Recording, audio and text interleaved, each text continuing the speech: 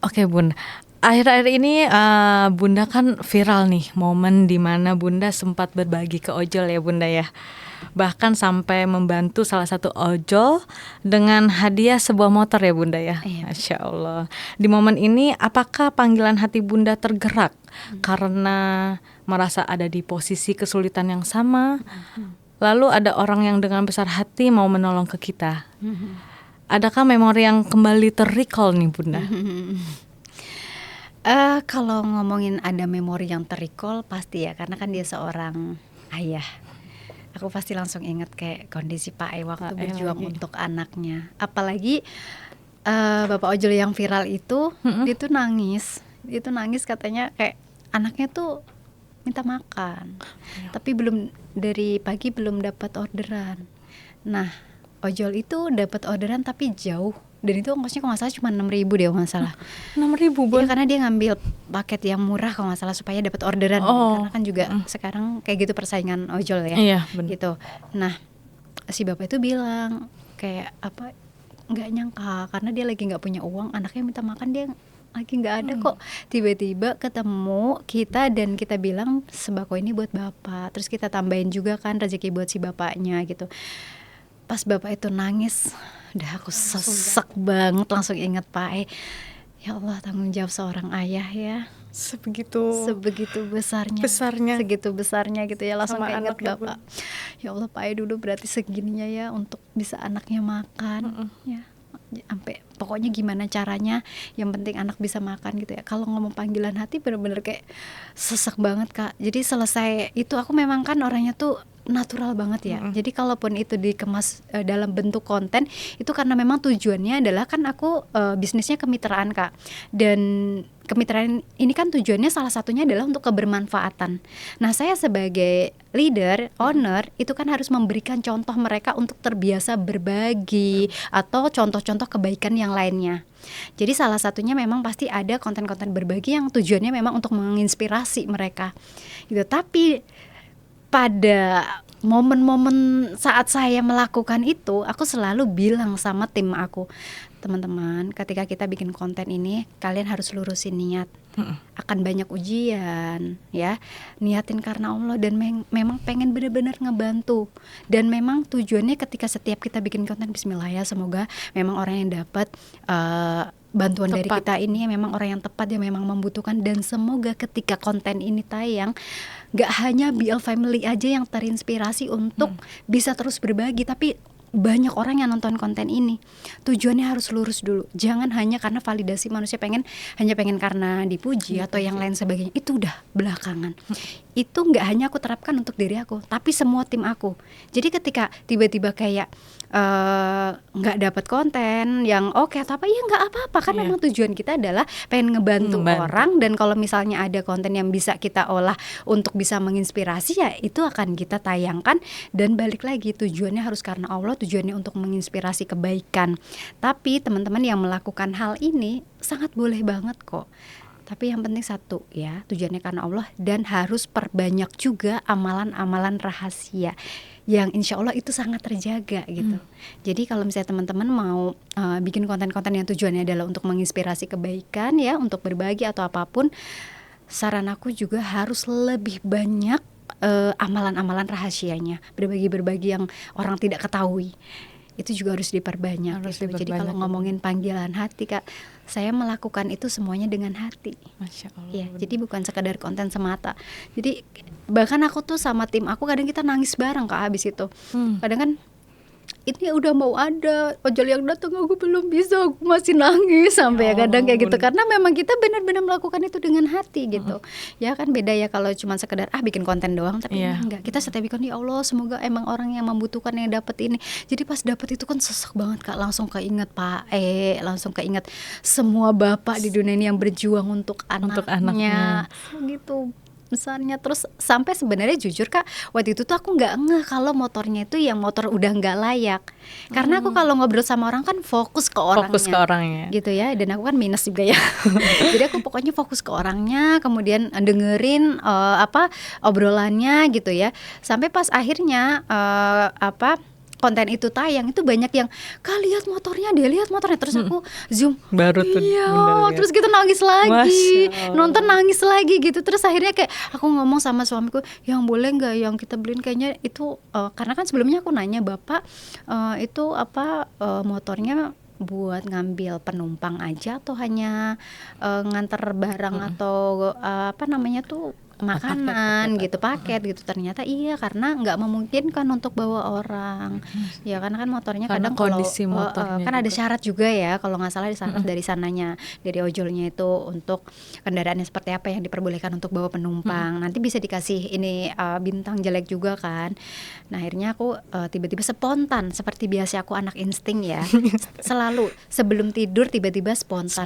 Yang boleh nggak yang beliin motor, atau kamu ada motor apa sayang buat si bapak itu, aku baru sadar deh ternyata motornya gini. Aku tuh cerita sama suamiku pun nangis. Sampai nangis tuh Bun. Nangis, terus suamiku juga sama kayak iya ya Allah. Terus suamiku tuh orangnya juga sama, apapun yang kayak misalnya istrinya minta selama itu untuk kebaikan, dia langsung searching, ini gimana sespontan itu. Tapi waktu itu kondisinya adalah kita mau mudik. Oh gitu. Jadi akhirnya aku kalau nggak salah, aku kan nggak tahu lokasi si bapak ini, si bapak tersebut ya. Akhirnya aku bikin konten, ada yang tahu nggak lokasi bapak tersebut? Karena aku chat ternyata kan udah mati tuh, udah nggak bisa dihubungin lewat chat. Ya terus aku kan juga nggak kepikiran iniin apaan namanya nomornya atau apa-apanya, dan itu aku sempat ngubungin Gojek juga nggak ada balasan kan. Akhirnya gimana nih caranya, udah posting aja kayak spontanitas sih, ngalir aja ya, ngalir aja spontanitas. Saya posting, ada yang kenal nggak bapak ini, karena mau saya beliin motor bla bla bla gitu. Nah alhamdulillah tuh pas saya mudik udah ketemu tuh alamatnya. Oh udah ketemu. Jadi udah ketemu. Dari berangkat baru pulang mudik baru tuh iya, ada. baru ngasih, tapi pas udah taunya sebenarnya pas saya mudik. Nah itu udah dapat kabar karena banyak banget yang komen, banyak banget yang DM, ternyata tetangganya. Terus ada juga kayak komunitas, mereka tuh ada komunitasnya. Jadi ada komunitas pengajian ojol tersebut. Nah ustadznya itu yang sering ngisi di masjid tempat perusahaan aku, di masjid aku, di masjid ada relatable-nya ya Bunda ya. Segitu ada jalannya. Nah akhirnya Ustadz itu ngubungin ketua ojol tersebut untuk nyamperin si bapak itu untuk melihat kondisinya memang sangat membutuhkan atau tidak, dan yang lain sebagainya. Nah dari situlah selain selain banyak DM juga dari tetangganya, dapat juga dari komunitas ojol tersebut melalui Ustadz yang biasa ngisi di kajian di perusahaan aku. Jadi kayak emang udah jalannya ya Bun. Sampai di sana juga aku minta si bapak tersebut nanti ikut kajian ya, karena si Ustadz Denuri itu ada kajian khusus untuk para ojol. Nah karena kan banyak katanya ojol yang suka lupa sholat, lupa ini, nah itu kan butuh juga ya kajiannya. Betul. Nah aku suruh bapak itu juga ikut kajian ke ustadz tersebut. Gitu. Ya Allah, sampai sekarang nih Bun. Iya, insya Allah ya. Aku kemarin juga udah ketemu sama ustadz titip ya. Iya, insya Allah ini insya Allah jadi panjang. Nanti beliau juga biar makin taat juga gitu. Masya Allah Bunda. Bun, di tengah banyaknya brand kosmetik yang cepet banget nih ngeluarin produk dan atau kadang sering overclaim ya, Bunda nih justru dikenal lebih selektif dan realistis, nggak overpromise. Apa sih yang selalu Bunda pegang setiap kali bikin dan memasarkan produk? Ya. Aku selalu berpegangan bahwa apapun produk yang kita jual, apalagi brand kita sendiri, ya apapun produk yang kita pasarkan di BL ini kan akan menjadi tanggung jawab dunia akhirat ya. Ya betul. Buat Setuju. aku ownernya. Jadi itu sih, jadi aku nggak mau kayak sekadar bisnis, sekadar cuan. Itulah kenapa aku sangat idealis, selektif, perfeksionis. Ya udah apalah pokoknya suamiku itu. Jadi akhirnya ya suamiku mengikuti, karena kan memang feel produk itu di aku ya, gitu. Jadi kita memang udah ada tim ini ya, R&D internal yang memang udah profesional di bidangnya. Nah tapi bukan berarti kayak aku melepas semuanya ke mereka. Terus kan kita juga pasti udah bekerja sama pabrik-pabrik yang dimana mereka juga punya tim R&D yang udah profesional ya, apalagi di area formulator pasti udah lebih expert lah ya gitu. Tapi bukan berarti kita menyerahkan sepenuhnya ke tim internal R&D kita, begitu juga ke pabrik gitu ya. Karena kan yang namanya orang kerja kan nggak selalu kerja sama kita. Pertama, belum tentu juga mereka benar-benar kerja sepenuhnya dengan hati. Tapi alhamdulillah aku punya tim R&D yang masya Allah banget, baik banget, yang kayak udah sehati banget sama aku dan dia tahu banget apa mauku gitu ya. Nah, tapi kalau misalnya sama pabrik-pabrik kan belum tentu ya, karena mereka kan juga ada apa ya, kepentingan marketing tersendiri tentunya. Misalnya mereka mau menawarkan sebuah produk nih, pasti kan pertimbangannya, oh ini bahan bakunya lagi banyak misalnya ya, atau oh ini lagi tren, pasti ini kejualnya kencang, tanpa mereka tahu kayak ini bakal long last nggak, ini memang dibutuhkan nggak di pasar gitu ya. Itu kan belum tentu ya. Atau misalnya kayak lagi ada tren bahan aktif apa, ini beneran efektif nggak atau hanya just gimmick. Nah itu biasanya setiap kita bikin produk, misalnya kita mau bikin produk kan nggak selalu produk yang yang kemauanku aja, ada kalanya produk kemauanku tapi ditambah dengan tren-tren baru. Nah ketika kita menambahkan bahan-bahan aktif yang dimana kita harus mengikuti tren-tren baru, nah itu biasanya aku risetnya panjang. Kita akan cari tahu, kita biar nggak ketinggalan tren, biar juga brand kita juga ngikutin tren yang berkembang supaya nggak ketinggalan, tapi kita akan riset seefektif apa. Dan cara kerja si bahan aktif ini bagaimana, dan akan dijodohkan dengan bahan aktif yang seperti apa. Nah itu akan saling berkesinambungan ya. Jadi barulah nanti akan terbentuk formulasi. Karena kan kalau udah jadi produk itu nggak cuman karena satu bahan aktif, tapi dari keseluruhan formulasi lah menjadi sebuah produk yang bagus, yang berkualitas.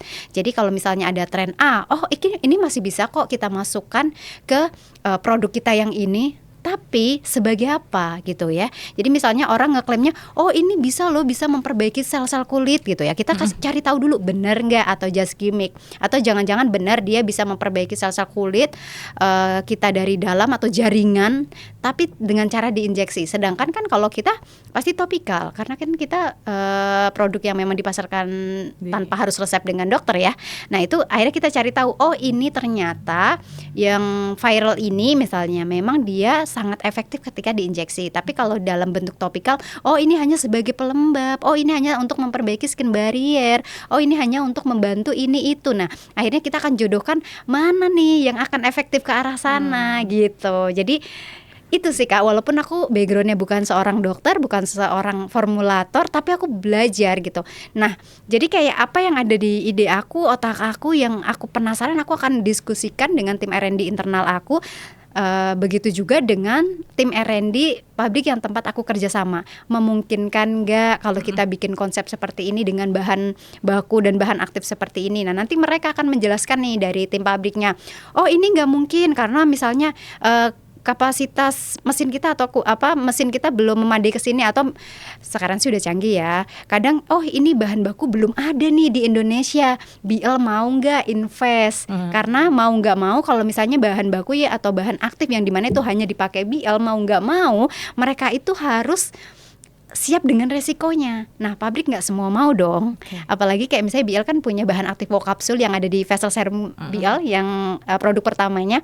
Itu sampai saat ini ya, itu yang punya cuma BL sampai saat ini ya. Tapi nggak tahu ya kalau misalnya di luar. Tapi setahu aku sampai saat ini cuma BL, karena dari pabriknya memang hanya import itu dari Korea untuk BL. Nah itu kan penuh resiko. Ya, tapi alhamdulillah sampai 9 tahun menuju 10 tahun ini masih jadi best seller produk itu.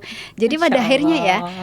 Dan satu lagi Kak, yang bikin ini kalau flashback ke tadi ya, pesan dari Pak E untuk aku jadi orang yang amanah ya. Alhamdulillah aku tuh BL hampir di semua pabrik, enggak hampir sih, semua pabrik itu tahu kalau kita tuh sangat amanah dalam pembayaran. Jadi kayak kalau udah BL yang masuk mereka tenang. Bahkan kadang aku maksa, DP dong, aku mau bayar DP. Mereka kadang nggak mau saking mereka percayanya sama BL. Kan padahal mereka tuh banyak banget kerja sama brand-brand lain, banyak yang macet lah, banyak yang nggak ngelunasin lah, banyak yang kayak PO banyak tapi akhirnya nggak PO lagi lah, akhirnya menumpuk bahan baku dan bahan aktif lah. Nah kalau BL alhamdulillah terkenal amanah. Kalau memang itu menjadi resiko, harusnya resiko kita ya kita akan ambil resiko itu. Misalnya kita juga nggak mau menyulitkan orang ya, karena kan juga pabrik punya besar dong resikonya dengan operasional yang tinggi banget gitu ya. Aku sampai misalnya datang ke pabrik, kalau misalnya ada bahan aktif yang dimana cuman BL yang punya, it's okay, nggak apa-apa aku yang beli bahan bakunya. Sampai segitunya.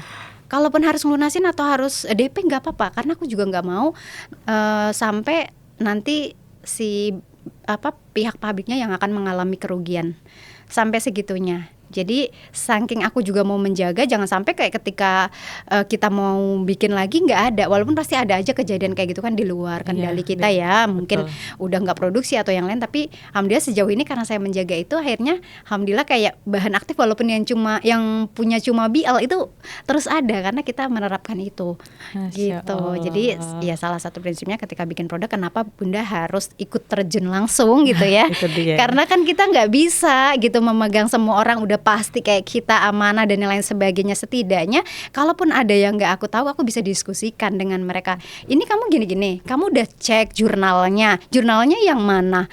Kayak gitu aku tuh orangnya. Jadi kesehariannya Bunda tuh terjun langsung untuk bagian tertentu. Jadi kalau menurut aku kalau misalnya kita punya bisnis, apalagi misalnya jadi owner skincare, itu menurut aku minimal kita tahu produk yang akan kita pasarkan, karena itu akan jadi tanggung jawab dunia akhirat buat kita.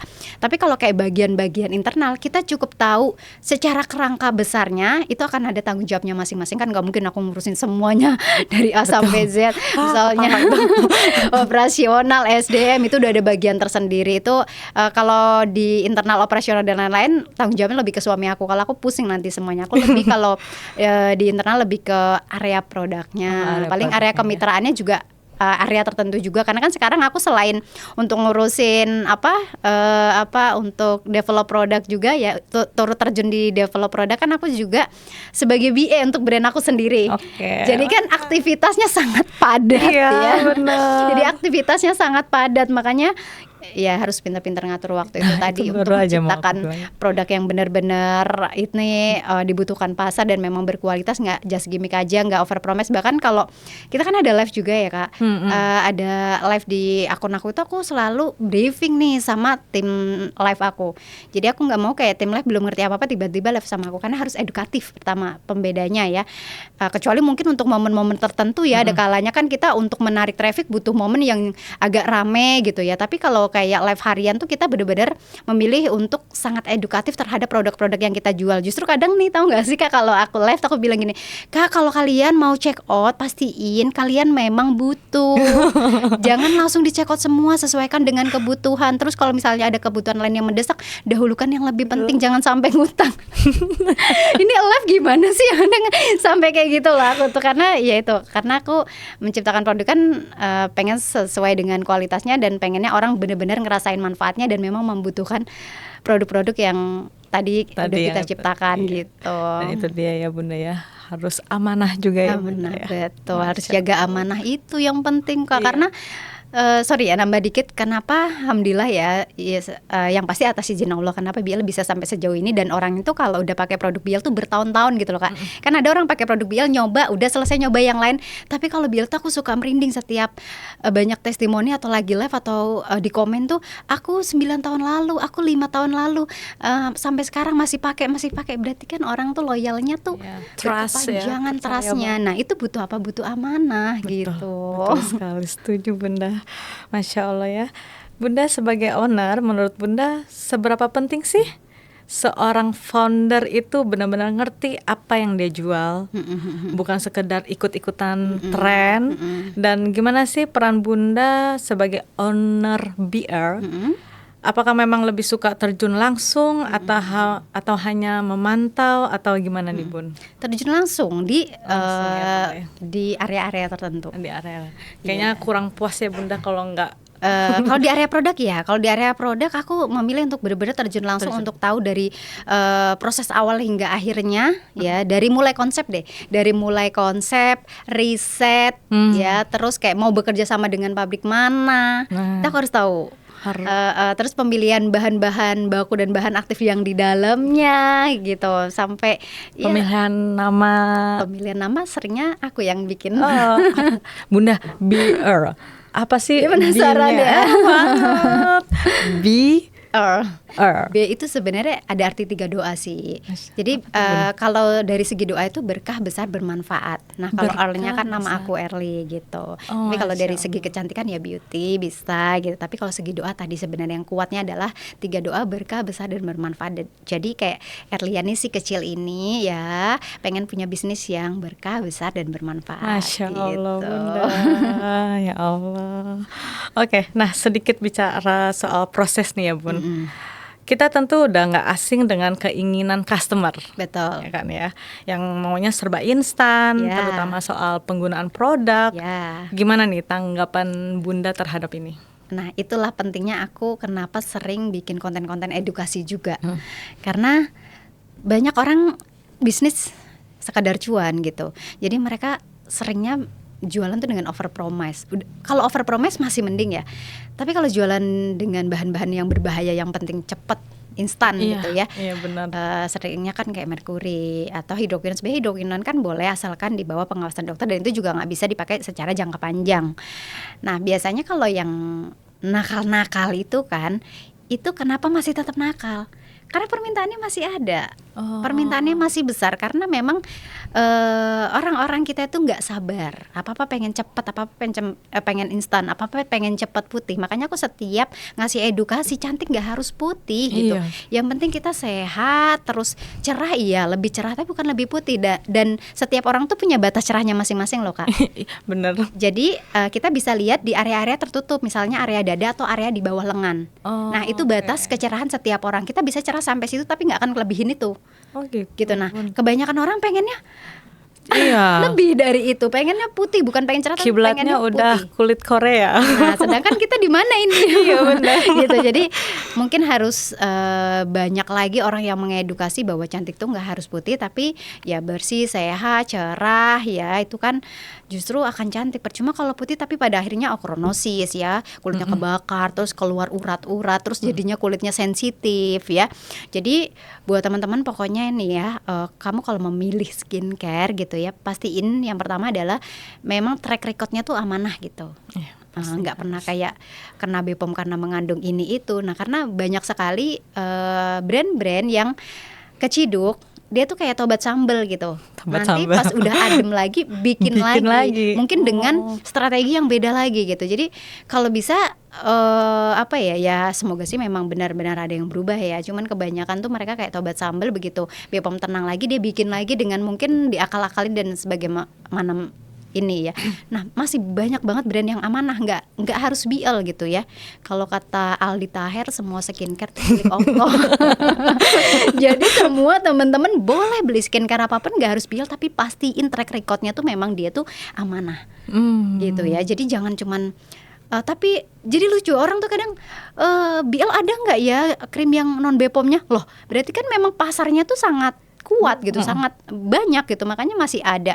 Jadi selama permintaan itu masih kuat, selama itu juga orang-orang nakal kan terus ada. Ya siapa yang nggak tergiur kan? Iya, benar. Karena jualan itu kan cepat banget gitu. Jadi please yuk sayangi kesehatan kalian, karena itu cuma sementara efeknya. Efek jangka panjangnya, apalagi kalau merkuri itu bisa bertahan di tubuh kita bertahun-tahun, bisa jadi kanker kulit ya, bisa gosong kulitnya, okronosis, rusak. Pokoknya efeknya bahkan ada yang jadi tipis dan nggak bisa pakai skincare apapun saking udah tipisnya ya, udah sensitifnya gitu. Jadi mendingan pakai skincare nggak apa-apa, berproses, tapi kulit kita semakin lama semakin sehat. Terus awet muda, well aging lah, menua dengan baik gitu. Menua dengan baik. Iya. Kan menua pasti ya, tapi menua dengan baik. Iya betul. Oke. Bunda, dengan penjualan yang terus meningkat nih, bahkan mereka bukan cuma beli lagi, tapi customer Bunda meningkat kesetiaannya. Itu juga udah sampai mengajak orang lain untuk ikutan. Beli, ya. Apa sih Bun rahasia agar kita bisa percaya sebesar itu Bun? Amanah lagi. Iya, amanah lagi. Masih memang dengan pesan Pak Eyang tadi ya, dengan pesan amanah itu, karena ya itu tadi, kalau misalnya gini Kak, bikin brand atau bikin produk itu peluang curangnya sangat besar. Oh gitu. Karena kan kita saat daftar BPOM hanya menyerahkan DIP ke pihak BPOM, daftar informasi produk. Jadi kayak isinya apa aja, ingredientnya kita sampaikan, submit ke BPOM. Tapi kan bisa aja kita curangin, isinya tidak sesuai. Dan itu banyak yang melakukan. Tapi tidak BIL ya. Insya Allah terus Allah jaga, Insya Allah terus Allah jaga. Nah itu ya Kak. Jadi kalau BIL nggak mau melakukan itu. Jadi kalau memang isinya itu ya itu gitu.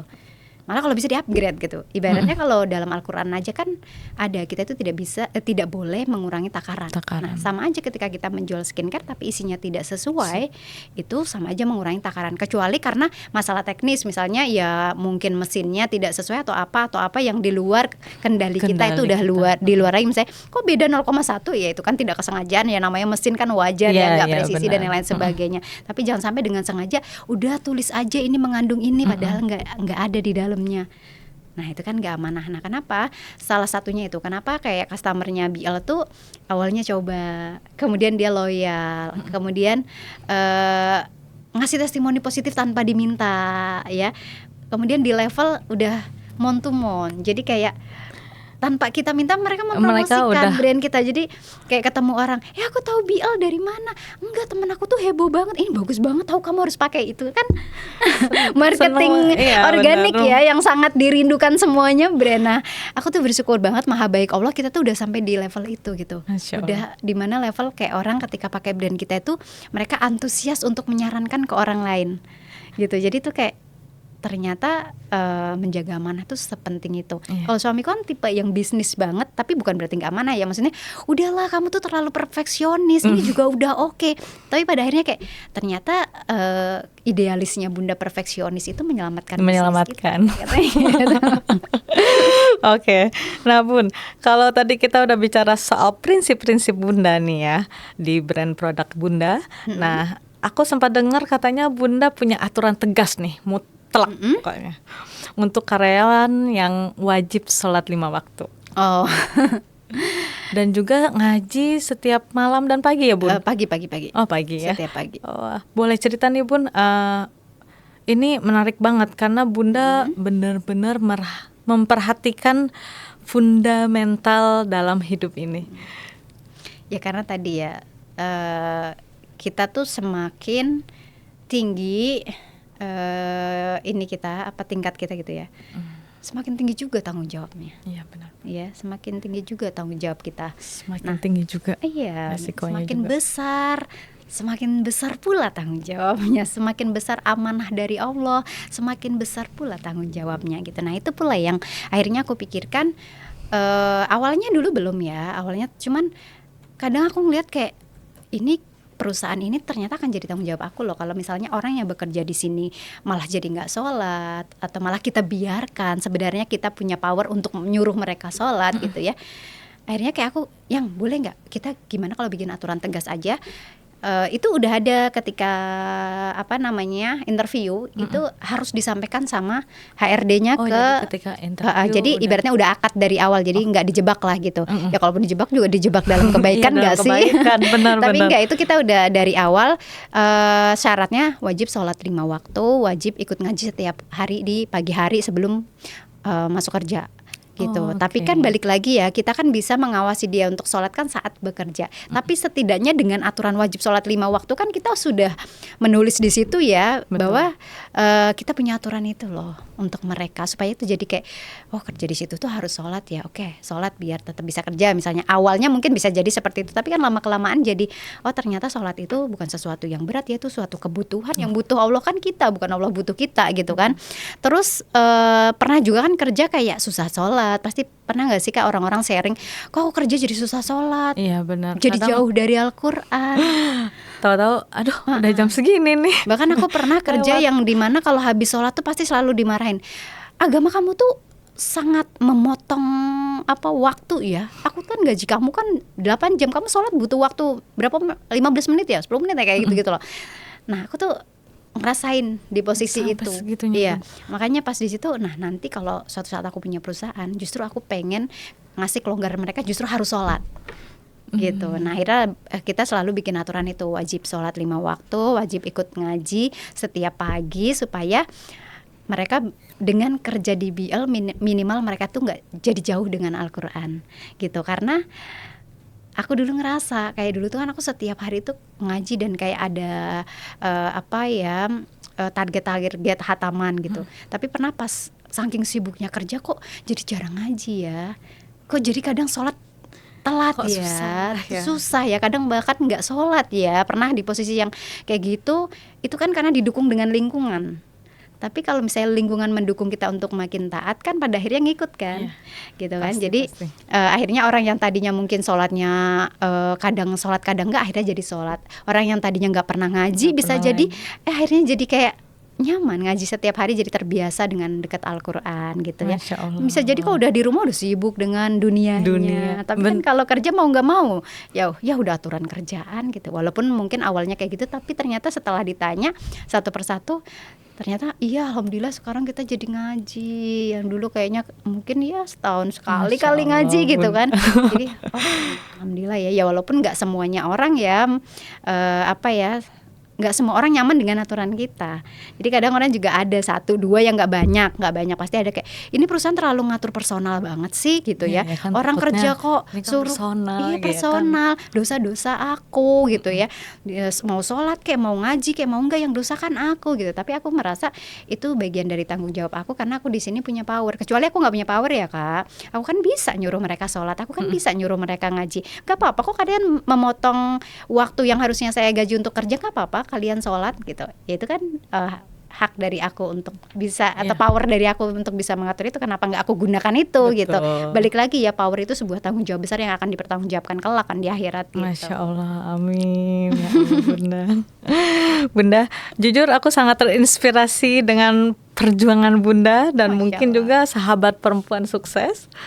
Yang lagi nonton boleh dong Bun, mungkin bisa share pesan Bunda untuk perempuan yang merasa dirinya kurang beruntung dan tidak percaya diri akan potensinya Bunda. Potensinya ya. Oke, buat semua perempuan hebat di luar, pasti ada kalanya kita ngerasa kayak kita itu terlahir tidak sesuai apa yang kita inginkan gitu. Ya karena kan kita nggak bisa memilih mau dilahirkan dari siapa, menjadi seperti apa, di mana, itu kan udah bagian dari takdir. Tapi percayalah semua takdir Allah itu udah pasti yang terbaik gitu. Jadi teman-teman jangan pernah ngerasa rendah diri, nggak boleh. Rendah hati boleh tapi rendah diri nggak boleh. Karena kalau kita merendahkan diri kita sama aja kita merendahkan Allah yang menciptakan kita. Allah aja sangat memuliakan hambanya, masa kita menghinakan diri gitu. Jadi yang paling terpenting adalah teman-teman semua, kalian itu pasti punya potensi ya. Kalian tugasnya adalah terus ikhtiar di jalan yang benar ya. Apapun tantangannya jalani aja dengan ikhlas, karena nggak ada satupun ujian dari Allah tanpa hikmah. Jadi Allah selalu memberikan ujian beserta hikmah-hikmah yang udah disiapkan. Tapi hikmahnya yang tahu terbaik atau enggak itu Allah gitu. Jadi jangan pernah kayak ngerasa apa sih segitu banyak yang aku lewatin kok aku cuma dapat kayak gini. Ya padahal bisa jadi itu adalah cara Allah menyelamatkan kamu dari musibah atau dari apapun itu. Jadi pada suatu hari nanti pasti kamu akan di titik di mana kamu akan bersyukur sudah melewati banyak hal ujian yang kadang merasa kamu adalah bukan siapa-siapa, merasa tidak berharga, merasa tidak punya merasa sesuatu, kecil. merasa kecil ya. Tapi ternyata itu adalah proses untuk menguatkan diri kita dan menyiapkan kita untuk menerima sesuatu hal yang lebih besar dari Allah gitu. Kalau coba Kak, kalau misalnya aku tidak melalui hal yang panjang tadi, tiba-tiba jadi orang sukses, bisa jadi wow aku lupa dengan akhirat ya boh dengan dunia gitu. Tapi karena udah banyak hal yang aku lewati, pada akhirnya belajar tentang banyak hal gitu. Belajar terus ya Bunda, belajar dan belajar lagi. Baik, menurut Bunda yang sudah mengalami banyak hal hingga saat ini nih ya, apa yang bisa membuat perempuan bisa lebih maju Bunda? Perempuan yang bikin orang mau lebih maju sebenarnya ini ya, niatnya dulu sama tujuannya. Niat dan tujuan. Kalau niatnya udah salah, ya misalnya nih pengen maju tapi niatnya cuman buat membuktikan ke manusia, validasi, itu akan mudah kecewa Betul. Karena ya kekecewaan yang disengaja adalah berharap dari manusia. Gitu. Jadi pertama adalah perbaiki dulu tadi niatnya karena apa. Kalau udah karena Allah, karena kebaikan, karena kebermanfaatan, insya Allah apapun ya ujian yang Allah kasih ya teman-teman akan oke, Allah mau kasih hikmah apa kayak tadi gitu ya. Terus kalau udah punya goal tersendiri, udah kuat gitu tujuannya gitu ya, gak gampang mundur. Kayak tadi ya, kayak aku udah di tengah nih, kayak mau nyerah nih. Tapi aku udah sejauh ini dan goal aku tuh di sana gitu. Tapi kalau kayak ngawang aja gitu, kita berjuang tapi nggak tahu apa yang dikejar gitu ya, nggak tahu lah aku mau jadi apa. Ya akhirnya ya udah pasrah gitu, karena nggak ada goal yang jelas. Makanya harus dikuatin goalnya, dan kalau bisa goalnya tuh nggak sempit tapi luas. Karena kalau misalnya goal kita sempit, pada akhirnya Allah juga akan menurunkan rezeki sesuai dengan wadah yang kita siapkan. Tapi kalau misalnya goal kita tuh luas, kita nyiapin wadah yang luas ya, istilahnya kita pengen yang bermanfaat lebih luas, Allah juga akan menurunin rezeki sesuai dengan wadah yang kita siapkan tadi gitu. Jadi juga punya niatnya dan goalnya tuh nggak hanya untuk diri sendiri, tapi untuk lebih banyak orang lagi, lebih kebermanfaatan lagi, dan nggak hanya dunia aja tapi juga akhirat. Masya Allah, niat dan tujuannya ya Bunda ya. Oke, terakhir nih Bun, dengan semua pengalaman yang Bunda lewati, apa nilai positif yang Bunda ingin orang lain ambil? Apa ya? Kalau ngomongin diri sendiri kan kita ngerasa selalu banyak kurangnya ya Kak ya. Jadi intinya yang selalu aku lakukan adalah aku akan sharing apa adanya yang aku lakukan. Teman-teman percayalah, nggak ada manusia yang sempurna. Betul. Jadi harapan aku, apapun yang tentang aku sharingkan, apapun yang tentang aku lakukan di dunia, pasti aku ada plus minusnya, ada kesalahannya, ada kekurangannya, ada kelebihannya. Please teman-teman, cukup ambil hal-hal baik yang ada di diri aku yang bisa membuat teman-teman menjadi diri yang lebih baik, yang bisa memotivasi dan apapun itu. Kalau ada hal yang nggak baik, abaikan. Gitu. Masya Allah. Baik Bunda, terima kasih banyak untuk cerita dan pelajarannya serta insight yang luar biasanya hari ini. Allah. Semoga perbincangan kita pada hari ini bisa menjadi penguat dan inspirasi untuk banyak, khususnya untuk kaum wanita ya Bunda ya. Amin. Sukses buat kita semua. Ya, saya Noni pamit undur diri. Wassalamualaikum warahmatullahi wabarakatuh. Waalaikumsalam warahmatullahi wabarakatuh. Bunda, terima kasih. Oh my God.